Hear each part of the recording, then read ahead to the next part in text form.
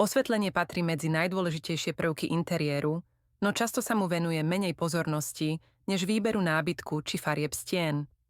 Správne navrhnuté svetlo ovplyvňuje nielen vzhľad priestoru, ale aj pohodu, koncentráciu a celkový komfort bývania. Mnohé domácnosti však robia pri osvetlení podobné chyby, ktoré vedú k neútulnému alebo nepraktickému prostrediu. Pozrime sa na tie najčastejšie a na možnosti, ako ich riešiť. Spoliehanie sa iba na jedno hlavné svietidlo. Jednou z najrozšírenejších chýb je použitie jediného stropného svietidla ako hlavného zdroja svetla v miestnosti.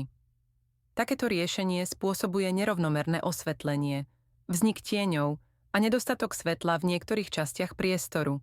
Nesprávna intenzita svetla, príliš slabé svetlo spôsobuje únavu očí a znižuje komfort pri čítaní či práci.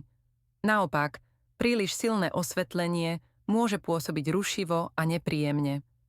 Dôležité je zohľadniť veľkosť miestnosti, jej funkciu a počet svetelných zdrojov. Farba svetla má výrazný vplyv na atmosféru v miestnosti. Studené biele svetlo sa hodí najmä do pracovných zón, kde podporuje sústredenie. Teplé biele svetlo je vhodnejšie do obývačky či spálne, kde navodzuje pocit pokoja a pohody. Ignorovanie funkcie jednotlivých miestností. Každá miestnosť v domácnosti má iný účel a tomu by malo zodpovedať aj osvetlenie.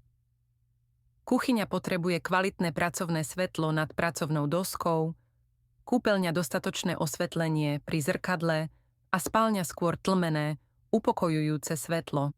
Medzi základné typy osvetlenia patria hlavné osvetlenie na celkové presvetlenie miestnosti, pracovné osvetlenie na konkrétne činnosti, akcentové osvetlenie na zvýraznenie detailov, zabúdanie na možnosť regulácie svetla, stmievače a inteligentné ovládanie umožňujú prispôsobiť intenzitu svetla aktuálnej situácii.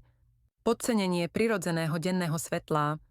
Pri návrhu osvetlenia je potrebné zohľadniť aj denné svetlo. Ťažké závesy, tmavé rolety alebo nevhodné rozmiestnenie nábytku môžu brániť jeho využitiu. Správna kombinácia denného a umelého svetla vytvára vyvážené prostredie.